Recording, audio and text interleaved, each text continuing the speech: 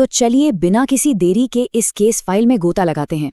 जब भी कोई ऐसा भयानक अपराध होता है तो जांच का पहला पन्ना इसी एक बुनियादी सवाल से शुरू होता है। इन क्रूर हत्याओं के पीछे असल में मास्टरमाइंड था कौन? क्या ये सब अचानक हो गया या फिर महीनों से कोई ठंडी सोची समझी साजिश रची जा रही थी? इन सवालों के जवाब हमें इंसानी रिश्तों के उस अंधेरे कोने में ले जाएंगे जहां अपनों और अजनबियों के बीच का फर्क पूरी तरह से मिट जाता है। आइए अपनी पहली इन्वेस्टिगेशन फाइल खोलते हैं। फाइल नंबर 1, कुरनूल का खूनी त्रिकोण, एक खौफनाक साजिश। हमारी पहली जांच हमें ले जाती है दक्षिण भारत के शांत शहर कुरनूल की तरफ। अब देखिए, ऊपर से देखने में ये जगह जितनी शांत लगती है ना, इस केस की हकीकत उतनी ही रोंगटे खड़े कर देने वाली है। इस पूरी कहानी के केंद्र में है 30 साल के तेजेश्वर राव, एक बेहद कामयाब सॉफ्टवेयर इंजीनियर। उनकी जिंदगी एकदम सही ट्रैक पर जारी थी।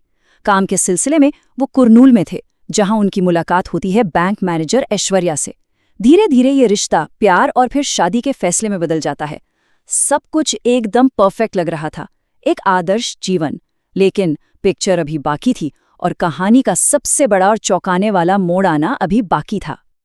अब जरा दिल थाम लीजिए, क्योंकि इस केस फाइल का सबसे खौफनाक सच अब सामने आता है। तेजेश्वर की नज़दीकियां सिर्फ अपनी होने वाली पत्नी ऐश्वर्या तक ही सीमित नहीं थीं। ऐश्वर्या की मां सुजाता, जो इत्तेफाक से उसी बैंक में काम करती थी, वो भी तेजेश्वर के साथ एक रिश्ते में थी। जी हाँ, आपने बिल्कुल सही सुना। एक ही समय में एक बेटी और एक मां, दोनों एक ही इंसान के प्यार में पागल थीं। ये एक ऐसा खतरनाक और उलझा हुआ रिश्ता था जिसे काफी लंबे समय तक दुनिया से छिपाकर रखा गया। दोनों में से कोई भी महिला तेजेश्वर को अपनी जिंदगी से दूर नहीं करना चाहती थी।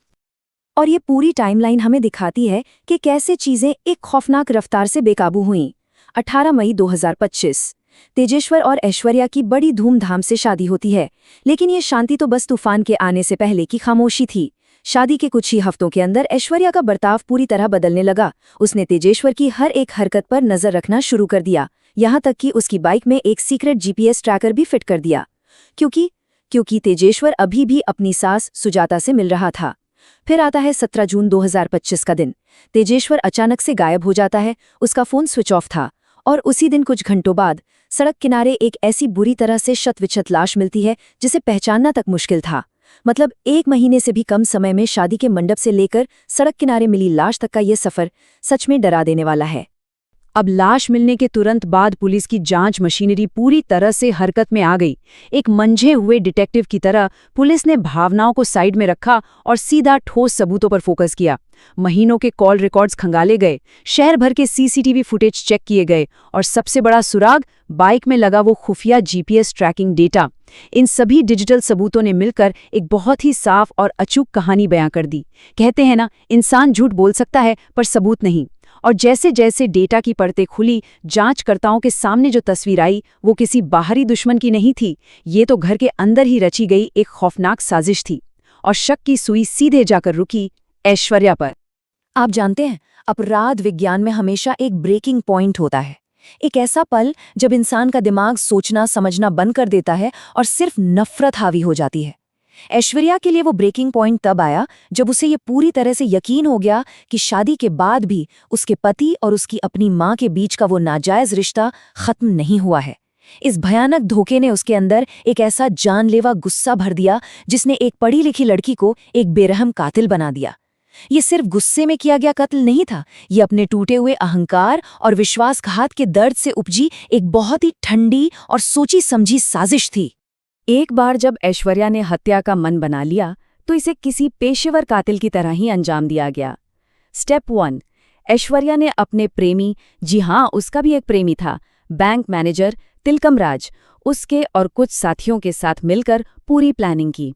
स्टेप 2, उन्होंने बहुत ही चालाकी से तेजेश्वर को कार में बैठाया और उसे शहर से दूर एक सुनसान इलाके में ले गए। और फिर आखिरी स्टेप, उन्होंने बिना किसी रहम के चाकुओं से उस पर अनगिनत वार किए और उसकी जान ले ली। जुर्म छुपाने के लिए लाश को ऐसी जगह फेंका गया जहां उसकी पहचान ही ना हो सके। एक पारिवारिक उलझन को सीधे सीधे एक क्रूर हत्या में तब्दील कर दिया गया। खैर, चलिए आगे बढ़ते हैं। फाइल नंबर 2, मौत का भगवा जाल, एक डिजिटल भ्रम।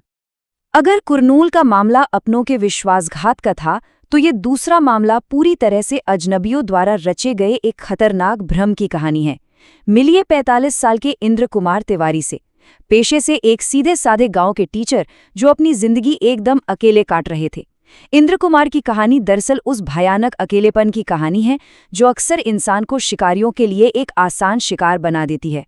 वो बस एक सच्चे साथी की तलाश में थे, और अफसोस यही उनकी सबसे बड़ी कमजोरी बन गई। वो एक ऐसे डिजिटल जाल के लिए पूरी तरह से असुरक्षित थे जिसे खास तौर पर उन्हीं जैसे अकेले लोगों के लिए बड़ी चालाकी से बुना गया था।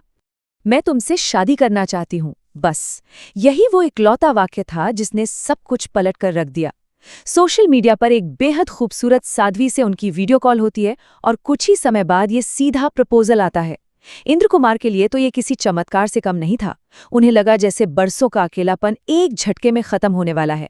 लेकिन असलियत में मेरे दोस्त, ये कोई प्यार का इजहार नहीं था। ये एक बेहद खौफनाक और सोची समझी चाल थी।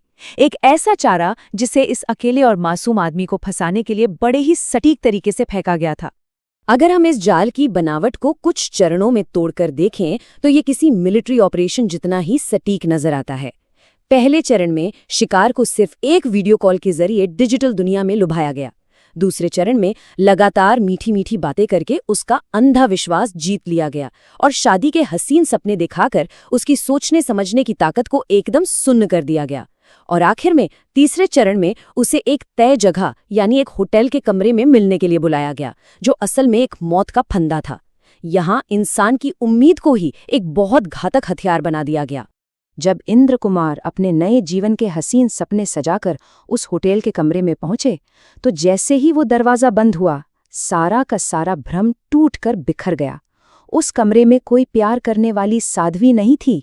वहां अंधेरे से निकले कुछ अनजान और खूंखार लोग उनका इंतजार कर रहे थे। उस बंद कमरे के अंदर धोखा, डर और मौत का जो खौफनाक खेल खेला गया होगा ना, सच कहूं तो उसकी कल्पना मात्र से ही सिहरन पैदा हो जाती है। अगली सुबह जब उस कमरे का दरवाज़ा खुला तो वहां केवल इंद्र कुमार की बेजान लाश पड़ी थी। वो डिजिटल साध्वी और उसके सारे साथी हवा हो चुके थे। भाग 3, कातिलों का खौफनाक सच, धोखे की समानता। तो अब तक हमने इन दो बिल्कुल अलग अलग जांच फाइलों को गहराई से देखा। इसमें सबसे अहम बात जो हमें समझनी है वो ये कि धोखा कहीं से भी आ सकता है। कुरनूल वाले मामले को देखिए, वहां खतरा बिल्कुल घर के अंदर ही मौजूद था। एक पारिवारिक प्रेम त्रिकोण जहां अपनों ने ही बीच में छुरा घोंपा। और दूसरी तरफ इंद्र कुमार के मामले में खतरा बिल्कुल बाहर से आया, एक डिजिटल जाल जो एक अनजान शख्स ने बुना था। एक केस में बहुत ज्यादा जान पहचान ने जान ले ली, तो दूसरे में बिल्कुल अनजान होना मौत का कारण बन गया। दोनों ही जाल जानलेवा थे, बस उनका रंग रूप अलग था। भाग 4, रिश्तों और धोखे की कीमत, तबाही का मंजर। जब भी रिश्तों की बुनियाद झूठ, धोखे और लालच पे टिकी होती है ना, तो उसकी कीमत हमेशा तबाही ही होती है। कुरनूल वाले मामले में ऐश्वर्या, सुजाता, तिलकम राज और उनके बाकी साथियों को गिरफ्तार कर लिया गया है। अब उन्हें अपनी बाकी की पूरी जिंदगी जेल की सलाखों के पीछे काटनी होगी। लेकिन जरा सोचिए तेजेश्वर और इंद्र कुमार के बारे में, दो ऐसी मासूम जिंदगियां जिन्हें बेहद क्रूरता से हमेशा हमेशा के लिए मिटा दिया गया। लालच और धोखे की इस अंधी चाहत ने न सिर्फ इनकी जान ली, बल्कि इनके पीछे छूट गए परिवारों को भी जीवन भर के लिए तबाह कर दिया। आज की इस पड़ताल की इन फाइलों को बंद करते हुए हम एक ऐसे सवाल के साथ आपको छोड़ना चाहते हैं जो शायद लंबे समय तक आपको सोचने पर मजबूर कर दे। आज की इस उलझी हुई दुनिया में, जहां हर चेहरे के पीछे एक छिपा हुआ इरादा हो सकता है और आपके फोन की स्क्रीन पर दिखने वाली हर तस्वीर महज एक भ्रम हो सकती है, हम आखिर ये कैसे तय करें कि जो हम देख रहे हैं वो वाकई प्यार है या फिर जान लेने के लिए बुनी गई कोई गहरी साजिश? क्या हम वास्तव में कभी किसी को पूरी तरह से जान सकते हैं? बस एक बात हमेशा याद रखिएगा, हर चमकती चीज हकीकत नहीं होती।